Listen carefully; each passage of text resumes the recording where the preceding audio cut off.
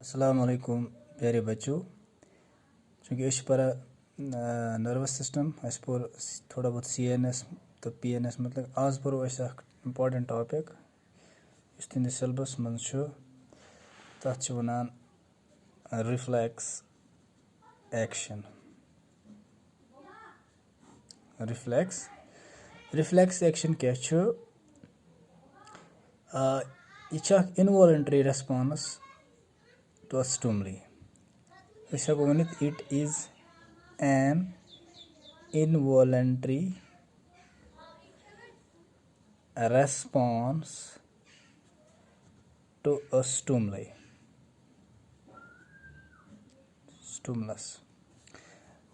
तो क्या मतलब गो कि सह रेस्पॉन्स ये तिथ स्टिमुलाई ऑटोमेटिकली अनकॉन्शियसली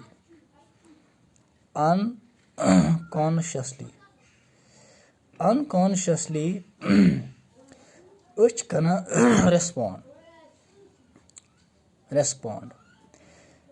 तमु मतलब गो कि कॉन्शियस अत मुतलिक सोचमुत तो ऑटोमेटिकली अत स्टिमुलस गसान रेस्पॉन्स स्टिमुलस चूँकि यह रिफ्लेक्स एक्शन यह डिफरेंट याद थो it is different from involuntary actions like heartbeat involuntary response वह हेको कंट्रोल कर इनवॉलंटरी मतलब सैनिस कंट्रोलस मज कहें हार्ट बीट इनवॉलंटरी मगर रिफ्लेक्स एक्शन यथ मज इनवॉलंटरी रेस्पॉन्स गसान मगर ये रेस्पॉन्स गसान अत खतर जरूरी स्टिमुलस यह गई याद थो अनलेस योतान स्टिमुलस कहें तोतान गह इनवॉलंटरी रेस्पॉन्स कहें यथ रिफ्लेक्स एक्शन वनान। रिफ्लेक्स एक्शन थो तो याद यह involuntary uncontrolled response to a stimulus. चूँकि अगर वो रिफ्लेक्स एक्शन अगर तुम वुचमुत तुम कुन सात अचानक अगर कुन ततिस चीज़स या करा या कुन सात लागान ततिस लगान अथ या अंगुश यकदम अथ तुलान थोद वह कम टाइम लगा तुलनस ऑटोमेटिकली सोन अथ वथान थोद। या अगर लाइट तेज पे सान ऑटोमेटिकली हवान क्लोज गसी पिपल। या अगर कंस खुनवटस इत पे ठुक लगा तमिस गसान ऑटोमेटिकली रेस्पॉन्स यम गई सारी रिफ्लेक्स एक्शन रेस्पॉन्स तिकाज हम unconsciously without thinking about this अमन मुतलिक सोचान तह कहें। चूँकि रिफ्लेक्स एक्शन अत मज न्यूरॉन्स इस्तेमाल गसान अक्सर बेशतर अत मज जोर न्यूरॉन्स इस्तेमाल गसान या त्रेह इस्तेमाल गसान। अख न्यूरॉन अत मज यथ वनान सेंसरी न्यूरॉन ब्याक अत मज गसान मोटर न्यूरॉन तो बेख त्रेम गसान कुन सात तथ वनान रिले न्यूरॉन। तो गसान कित पे वो मिसाल के तौर पर अगर कह यतन सपोज हॉट ऑब्जेक्ट सपोज यतन कह गरम चीज ठीक वन तो यह बर्नर यथ पे कह चीज तो सोन अथ यह टच करा सपोज सोन हैंड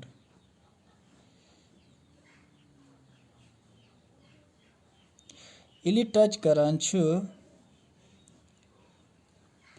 चूँकि सान बॉडी हूँ टेम्परेचर ऑटोमेटिकली राइज गसान यथ यम जाय स्टिमुलस मिलान हॉट टेम्परेचर हॉट बॉडी या हॉट ऑब्जेक्ट यह हॉट ऑब्जेक्ट सान उंगचि सत टच करान यह हॉटनेस यम चीज बनान स्टिमुलस ठीक यह stimulus carry karn in the form of electric impulse watan chu nivan chi neuron yus neuron nivan chu at signal at chis wana sensory neuron sensory kaw yus yatan stimulus ay in the form of hot object changed into electrical impulse the yikr carry impulse signal by sensory neurons ठीक है तम पे sensory neurons ये spinal cord यतन spinal cord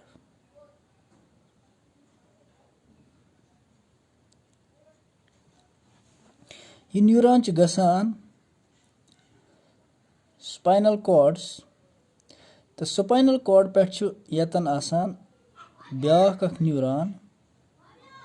तथ one relay neuron तथ one relay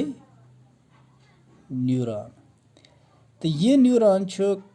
sensory neuron पे information transfer गसान relay neuron पे पत वापस अख न्यूरॉन नेरान तथ वन मोटर न्यूरॉन तथ वन मोटर न्यूरॉन तो चूंकि वुशु यतन युथी सेंसरी न्यूरॉन निवान ये इंफॉर्मेशन ये पे गसान ब्रेन ब्रेन तो ब्रेनस मज ये मैसेज प्रोसेस कि अस क्या कर मगर चूंकि ये यूता टाइम दिवान कि ये पे ब्रेनस तक टाइम दिवान ये पे गसान डायरेक्टली वापस स्पाइनल कॉर्ड पे वापस गसान through motor neurons towards the effector organ effector organ for example hand muscles asan iman muscles chi kara contract motor neurons kya karam contract yuthi contract karan chu attola thud ठीक है yuthi to tas laga एकदम will tola athud achin time laga yuta to te sit attola thud क्योंकि यतस क्या chi यतस क्या निवा ये brain सोजना यत्स क्या वल वापस गसान सेंसरी न्यूरॉन पे रिले न्यूरॉन पे मोटर न्यूरॉन यह क्या ब्रेनस गसान पे तत पे वापस चूंकि यतन अगर यह ब्रेनस गसे ब्रेन कर प्रोसेस यह सोचे पत कि मे क्या कर ब्रेनस प्रोसेस करनस मज लगे टाइम थिंक करनस मज लगे टाइम कि मे क्या कर मगर तोतान सैनिस जिस्मस नुकसान गोमुत लिहाजा reflex action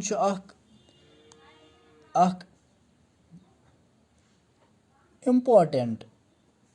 response important involved response for our survival ये गस याद थावन सानिस सर्वाइवल खतर रिफ्लेक्स एक्शन बड़ अहम रोल प्ले करान तिकेज तो वुचु युत अत हार्ड ऑब्जेक्ट्स पे पेवान यकदम तुला थो तिकेज बचाव पन अत सर्वाइव गन अत गन हार्म गन दजुन कहीं अगर वो ये हूर गि ब्रेनस अत लगे टाइम तोतान इंजुरी या तोतान अत प्रॉब्लम वो सैनिस सर्वाइवलस पे पे असर लिहाजा ये बड़ बार फायदे कि यह करान load brain come it reduce the load of the brain तम पे गसान ये पे वापस डायरेक्टली फास्ट विदाउट थिंकिंग तवे अम साथ हेका सोचित कि we go for the response यम साथ डेंजर सिचुएशन या कह खतर बसान या मिसाल अत नारस मज यह डेंजर सिचुएशन सान खतर अत सोची कि अस क्या पज कर सिर्फ पन सर्वाइवल खतर करान कोशिश एकदम तुला थोद लिहाजा अत रेस्पॉन्स मन सोचान कि एकदम यह काम करान वन रिफ्लेक्स एक्शन चूंकि रिफ्लेक्स एक्शन अहम सान सर्वाइवल खतर वरना हे इंसान सुन सर्वाइवल तूता यह हे सक्सेसफुल रोजित कहीं फॉर एग्जांपल अगर सपोज क्या वन कुन जाए बसान कि कह चीज़ तोत बसर हूँ मगर पता कि अनकॉन्शियस अवेयर एकदम अत त्रावान अत पे एकदम तुला थोद कि अगर वो गोड ब्रेन गि सोचे तीस काल अत दोदमुत लिहाजा सोन अत बचाने खतर वल वल रेस्पॉन्स करान यह रिफ्लेक्स एक्शन करान यह इनवॉलंटरी रेस्पॉन्स बड़ अहम सर्वाइवल खतर यह फायदा चूंकि यतस थो याद कि रिफ्लेक्स एक्शनस मज तेल सेंसरी न्यूरॉन गसान युस स्टिमुलस निवान यतन ते कह organ effector organ hand for example यतन यह तुलान सिग्नल निवान टुवर्ड्स द ब्रेन चूंकि ये गो spinal cord through because spinal cord connect करा ब्रेन अपर रीजन चूंकि फॉर एग्जांपल वो हैंड तो यम neuron peripheral neuron attach with the spinal cord ये पे सेंसरी न्यूरॉन लॉन्ग न्यूरॉन निवान स्पाइनल कॉर्ड पे गई ब्रेनस मगर अम बरकस यह सीधे वसान थ्रू अनदर न्यूरॉन इस रिले करान इंटरमीडिएट न्यूरॉन यह कर ट्रांसफर टू मोटर न्यूरॉन ये सिकलटल मसलन सत तो यह कर सिकलटल मसलन कंट्रैक्ट कंट्रैक्शन अत वथान थोद ठीक है विदिन नो टाइम ये ब्रेन कम अत वन रिफ्लेक्स एक्शन वस यह पाथ वे निवान from this part effector organ then to spinal cord, relay neuron, and then to back to motor neuron. Ach is wana reflex arc. Ye arc shaped bana muinto. Sensory neuron, then to relay neuron, then to motor neuron. Yah chis wana yus ye arc bana chis wana reflex arc. Reflex action आव समझ कि reflex action हसा involuntary important response unconscious to a stimulus unconscious reflex action importance क्या it is very important for our survival in case of danger situation यतन सैनिस जहनस सोचन time मिलान ततन सोचन सिर्फ रिएक्ट कर ततन ब्रेन लोड कम करान फास्ट वापस सोजान message to the motor neurons to give signals to the muscles to take up the hand to lose the hand वथा थोद या अछन लाइट तेज पे या कुछ ठूक लागत यम तम रेस्पॉन्स यमन वन इनवॉलंटरी या रिफ्लेक्स एक्शन सान खतर जरूरी।